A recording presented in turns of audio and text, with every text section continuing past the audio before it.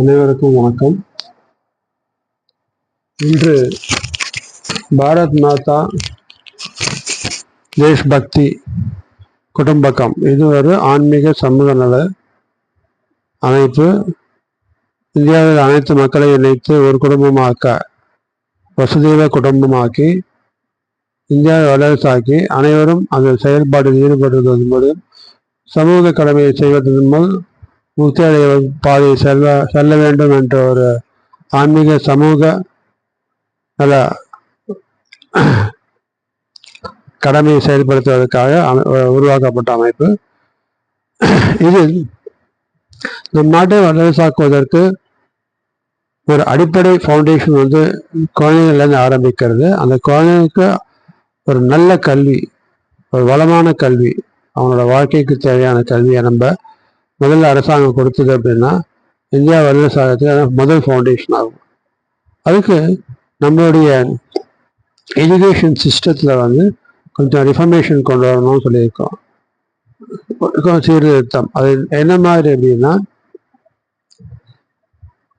அனைவருக்கும், இந்தியாவில் இருக்க அனைவருக்கும் எல்லா கல்வியும் இலவசமாக கொடுக்கணும். இன்னைக்கு கல்வி ஒரு பெரிய வியாபாரமாக இருக்குது. ஏழை மக்களுக்கு அது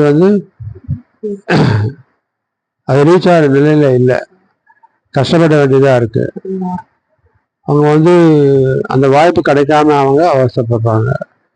ஏழை நடுத்தர மக்கள் அவங்களுக்கு அது எல்லாருக்குமே, அவங்க முக்கியமாக அவங்களுக்கு இது அனைவருக்குமே இலவச கல்வி கவர்மெண்ட் அரசாங்கம் வழங்கணும். ரெண்டாவது ஒரு நாடு ஒரு சிலபஸ், அந்த கான்செப்ட் கொண்டு வரணும். எல்லா ஸ்கூல்லையுமே ஒரே சிலபஸ். அந்த சிலபஸ் கூட எப்படின்னா அனலிட்டிக்கல் எஜுகேஷன் சிஸ்டம்ல இருக்கணும். அப்படின்னா என்ன அர்த்தம்னா, குழந்தைங்க புரிஞ்சுக்கிற தன்மை, படித்து மக்கப் பண்ணி வைக்கிற மாதிரி இருக்கக்கூடாது. அது மூலியமா அவங்க எந்த பாடத்தையும் சரியாக தெரிஞ்சுக்க முடியாது. புரிஞ்சுட்டு அந்த பாடத்தை படிக்கிச்சு அது மூலியமா அவங்க கற்றுக்கிறது அனலிட்டிக்கல் வே ஆஃப் எஜுகேஷன், அது கொண்டு வரணும். இது எல்லா ஸ்டேட்லேயுமே எல்லா நாடு முழுக்கும் ஒரே சிலபஸ், குழந்தைங்களுக்கு எல்லாருக்குமே ஒரே கல்வி கிடைக்கும். மூன்றாவது அந்த கல்வி இன்னைக்கு பார்த்தீங்கன்னா நல்ல குவாலிட்டி டீச்சர்ஸ் நம்மக்கிட்ட கிடையாது, அதிகமாக கிடையாது.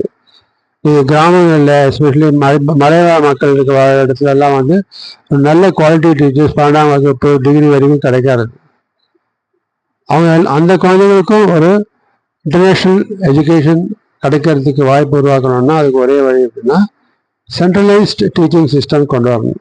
ஒவ்வொரு மாநிலத்திலுமே அவங்க ஹெட் குவார்ட்டர்ஸ் எஜுகேஷன் டிபார்ட்மெண்ட்டில் ஒரு ஸ்டுடியோ ஏற்பாடு பண்ணி அதில் ஒவ்வொரு கிளாஸுக்கும், எல்கேஜிலேருந்து டிகிரி வரைக்கும் ஒவ்வொரு கிளாஸுக்கும் ஒவ்வொரு சப்ஜெக்டுக்கும் ஒவ்வொரு தனி எக்ஸ்பர்ட் டீச்சர் வச்சு அவங்க மூலியமாக ஆன்லைன் கிளாஸஸ் எடுக்கணும்.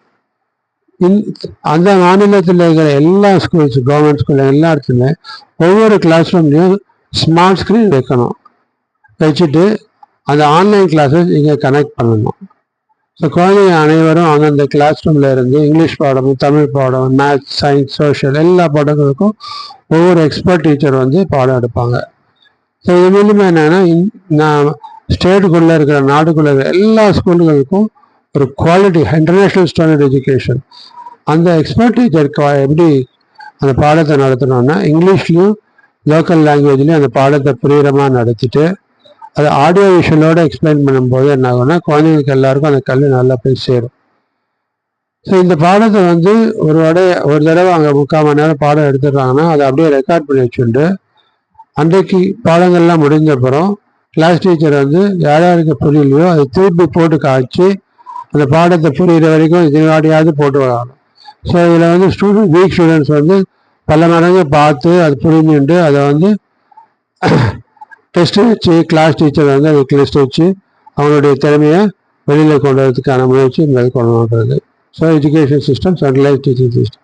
இதனால் நமக்கு ஹைலி குவாலிஃபைட் டீச்சர்ஸ் எல்லா ஸ்கூலில் இருக்கணும்ல, ஒரு டீச்சர் வச்சு நம்ம மொத்த மாநிலத்துக்கும் நம்ம கவர் பண்ண முடியும், நல்ல குவாலிட்டி எஜுகேஷன் கொடுக்க முடியுன்றது இந்த திட்டத்தை ரிஃபர்மேஷன் சிஸ்டம் கொண்டு வரணுன்றது.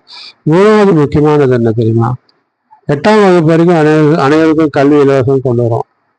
அது வரைக்கும் இந்த அனலிட்டிக்கல் எஜுகேஷன் கொடுத்துரும். பட் 8ஆம் கிளாஸ் மேலே சப்ஜெக்ட் டஃப் ஆகிறதுனால சில பேருக்கு குழந்தைங்க மேத்ஸ், சயின்ஸ் எல்லாம் சரியாக மனசில் பதியாது. அந்த மாதிரி பசங்க ஸ்கூல் ட்ராப் அவுட் ஆகிடுவாங்க. அப்படி ஆகாமல் இருக்கிறதுக்கு 8ஆம் வகுப்பில் வந்து ஒரு சைக்கலாஜிக்கல் டெஸ்ட் எல்லா குழந்தைகளும் வைக்கணும். வச்சு ஒவ்வொரு குழந்தைங்களுடைய அவங்களுக்குள்ளே இருக்கிற திறமை என்னன்னு பார்த்து அதுக்கேற்ற மாதிரி கல்வி கொடுக்கணும். அந்த வகையில் கல்வி வந்து 5 வகையாக பிரிக்கப்படணும். ஒன்று அகாடமிக் ஸ்கூல்ஸ் அண்ட் காலேஜ்.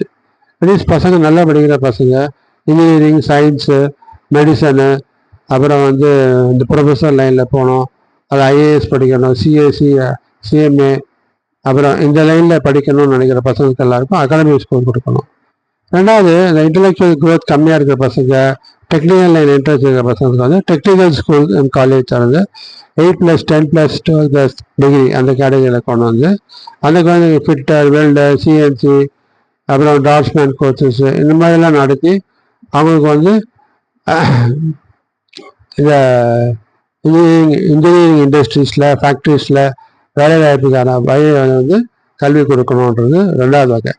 3வது வகை வந்து sports and games schools and college. குழந்தைங்க நிறைய பேருக்கு கிரிக்கெட்டு, ஃபுட்பால், பேட்மிண்டன் இந்த மாதிரி இதில் இன்ட்ரெஸ்ட் இருக்கும். அதே மாதிரி ஜாவலியன் த்ரோ, ரன்னிங்கு, ஸ்விம்மிங் இதில் இன்ட்ரெஸ்ட் இருக்கிற குழந்தைங்களுக்கு வந்து அந்தந்த அவங்க எதில் இன்ட்ரெஸ்ட் இருக்கோ அதுக்கேற்ற மாதிரி இந்த ஸ்போர்ட்ஸ் அண்ட் கேம்ஸ் ஸ்கூல்ஸில் அவங்க கோச்சிங் கொடுத்து அவங்க நேஷ்னல், இன்டர்நேஷ்னல், ஒலிம்பிக் லெவலில் பார்ட்டிசிபேட் பண்ணுற மாதிரி தயார்படுத்தணும். 4வது வகை ஸ்கூல் என்னென்னா music, dance and entertainment school and college. இது வந்து மியூசிக்கில் இன்ட்ரெஸ்ட் இருக்கிற பசங்களுக்கு, டான்ஸில் இன்ட்ரெஸ்ட் இருக்கிற, மியூசிக் எதாவது கர்நாடிக், வெஸ்டர்ன் எது இருந்தாலும் சரி, அதே மாதிரி பாட்டு கூட சரி, மியூசிக், டான்ஸில் வந்து பரதநாட்டியமோ வெஸ்டர்னோ எது இருந்தாலும் கற்றுக்கிறதுக்கும்.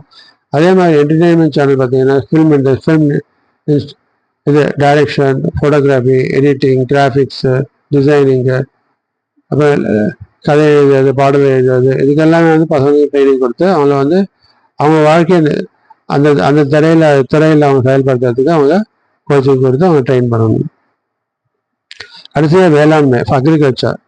மீன்ஸ் இந்த அக்ரிகல்ச்சர் ஸ்கூல்ஸ் அண்ட் காலேஜ் அப்படின்னா agriculture, horticulture, sericulture, poultry farming இந்த மாதிரி இருக்கு இல்லையா.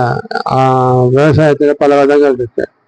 இந்த வகையில் இதில் இருக்க பசங்களுக்கு ஒவ்வொரு துறையில் அவங்க ட்ரைனிங் கொடுத்து அந்த துறையில் அவங்க அடுத்த வாழ்க்கையில் செயல்படுத்துறதுக்கான வழிமுறையை நம்ம கொடுக்கறதுக்கு இந்த வகை. ஸோ இந்த மாதிரி 5 வகையான ஸ்கூல் சிஸ்டம் வந்து 8ஆம் கிளாஸில் கொண்டு வந்து குழந்தைங்களோட திறமைக்கு ஏற்ற மாதிரி அவங்களுக்கு வந்து படிப்பு கொடுக்கணும். அது மூலியமாக என்ன, ஸ்கூல் ட்ராப் அவுட் ஆக மாட்டாங்க.